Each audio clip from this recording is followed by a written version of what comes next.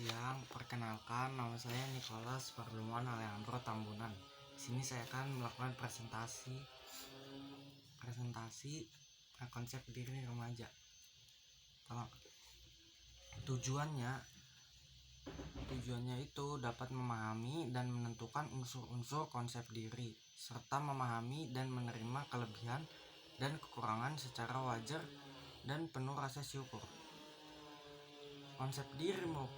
Konsep diri merupakan sesuatu yang dibentuk, bukan ada secara otomatis, seiring dengan tingkat pertumbuhan dan perkembangan individu. Oleh karenanya, pembentukan konsep diri berkaitan erat dengan lingkungan di mana individu hidup dan beraktivitas. Dengan kata lain, lingkungan berpengaruh besar dengan pembentukan konsep diri. Pandangan tentang diri sendiri yang sudah berkembang pada masa kanak-kanak makin menguat pada masa remaja. Remaja adalah pribadi yang sedang berkembang menuju kematangan diri kedewasaan. Untuk itu, remaja perlu membekali diri dengan pandangan yang benar tentang konsep diri. Remaja perlu menjadi diri yang memiliki konsep diri positif. Adapun pengertian dari konsep diri. Pertama, dari R.H.D.J. Sinurat. Konsep diri adalah gambaran, pandangan, keyakinan, dan penghargaan atau perasaan seseorang tentang dirinya sendiri. Yang kedua, pandangan Burns. Konsep diri adalah penghargaan diri, nilai diri, atau penerimaan diri sendiri.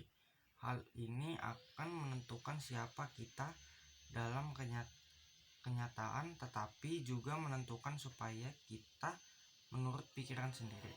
Apa yang dapat kita lakukan menurut pikiran sendiri dan menjadi apa menurut pikiran sendiri.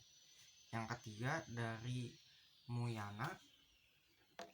Konsep diri adalah pandangan individu mengenai siapa individu, dan itu bisa diperoleh lewat informasi yang diberikan orang lain pada diri individu.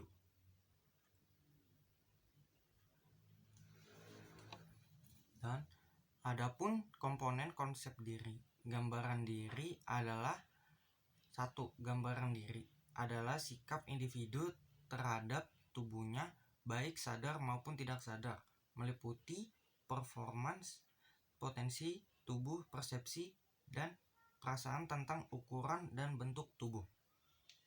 Yang kedua, ideal diri adalah persepsi individu tentang perilakunya yang disesuaikan dengan standar pribadi yang terkait dengan cita-cita.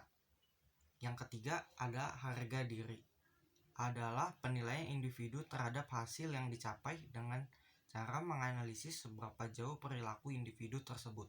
Yang keempat, peran diri adalah pola perilaku, sikap, nilai, dan apresiasi yang diharapkan individu berdasarkan posisinya di masyarakat. Yang kelima, identitas diri adalah kesadaran akan diri pribadi yang bersumber dari pengamatan dan penilaian sebagai sintesis semua aspek konsep diri sebagai sesuatu yang utuh. Yang ini melihat konsep diri dari 4 sudut pandang. Yang pertama, konsep diri positif dan konsep diri negatif. Ini membedakan pandangan diri kita sendiri atas pribadi kita dan pandangan masyarakat atas pribadi kita. Yang ketiga, konsep diri emosional dan konsep diri akademis. Dengan sudut pandang ini, kita bisa membedakan pandangan diri sendiri yang dipengaruhi oleh perasaan, faktor psikologis, dan yang secara ilmiah bisa dibuktikan. Yang keempat, konsep diri real dan konsep diri ideal.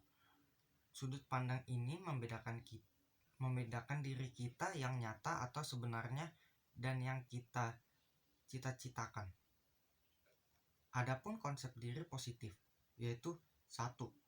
yakin akan kemampuan mengatasi masalah. Yang kedua, merasa setara dengan orang lain. Yang ketiga, menerima pujian tanpa rasa malu. Yang keempat, sadar setiap keinginan dan perilaku tidak selalu disetujui masyarakat. Yang terakhir, mampu memperbaiki diri. Adapun konsep diri negatif, yaitu peka pada kritik, responsif sekali terhadap pujian, hiperkritis, cenderung merasa tidak disenangi orang lain, dan yang terakhir bersikap pesimis terhadap kompetisi. Ada juga teori Johari Window. Dia memiliki 4.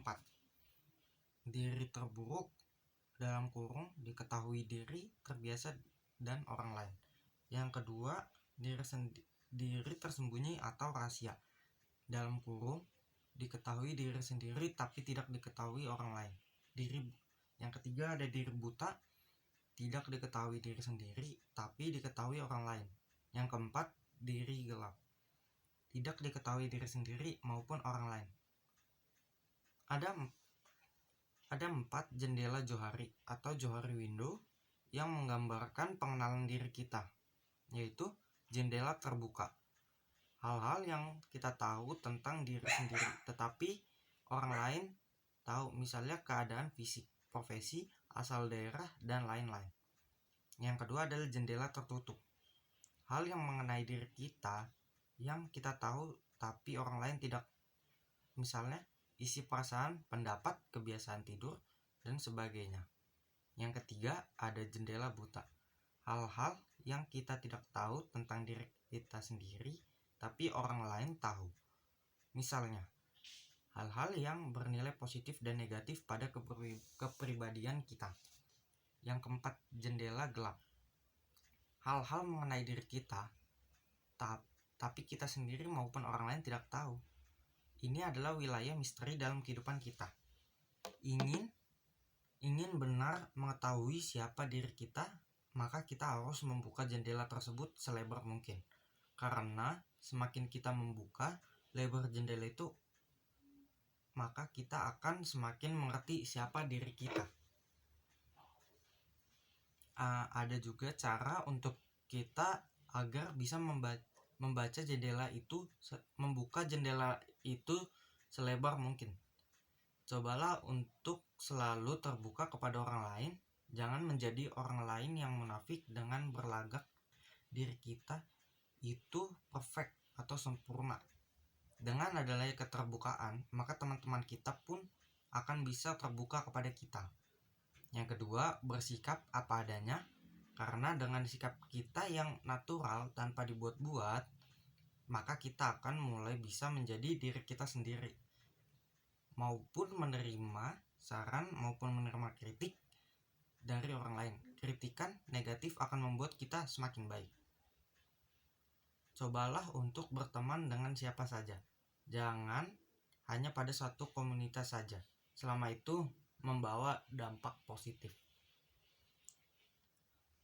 Oke, terima kasih.